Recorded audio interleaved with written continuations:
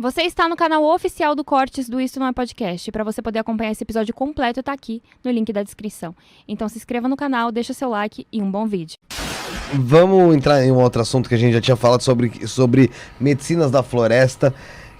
Eu quero saber se ayahuasca, cogumelo, DMT, alguma coisa do tipo, pode ativar ou trabalhar a mediunidade da pessoa. Não, a mediunidade em si não, mas, por exemplo, os povos nativos das florestas sempre trabalharam com elementos da natureza. Isso é história, né? Seja vegetais, seja fumigações. Por exemplo, na América Central, o pessoal pegava os cactos, raspava o cacto, deixava o cacto pelado, Rafa, e pegava o cacto e girava em volta de uma pessoa obsidiada, porque o cacto absorve umidade. Então se dizia que ele absorveria as chamadas larvas astrais. Quer dizer, um exemplo xamânico. O outro vai usar um cogumelo, porque isso vai depender da topografia do lugar, Felipe. A ayahuasca é usada na Amazônia, nos Estados Unidos não tem ayahuasca. O que eles vão usar lá? Peiote, que é cogumelo, chá de cactos e coisas. Se você vai com o aborígene australiano lá na Oceania, ele vai usar coisas da área do deserto. Então isso varia de povo a povo com a topografia do lugar. Então, é praxe que povos nativos sempre usaram elementos da natureza como sinergia para a indução de estados alterados da consciência. Isto é, anímico.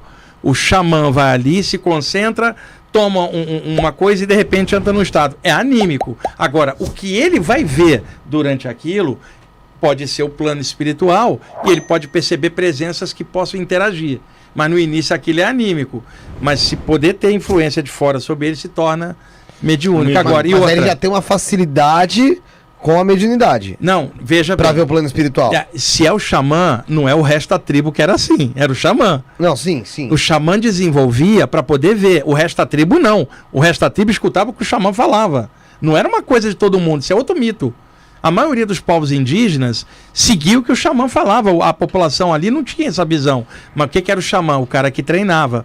O xamã, a própria expressão xamã internacional, que é escrita em inglês S-H-A-M-A-N, xamã, em tupi-guarani com X. O que acontece?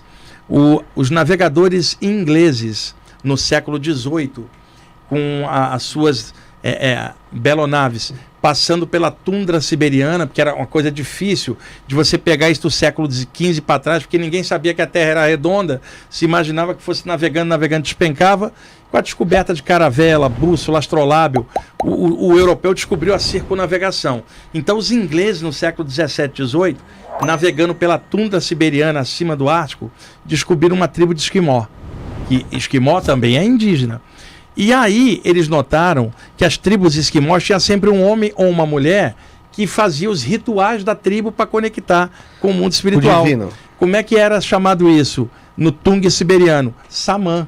Então os ingleses escutavam Samã, Samã. Aí veja, o homem ou mulher da magia que não perdeu a conexão com o mundo espiritual. Então quando eles voltam para a Inglaterra, virou xamã. O que era o Samã do Tung siberiano.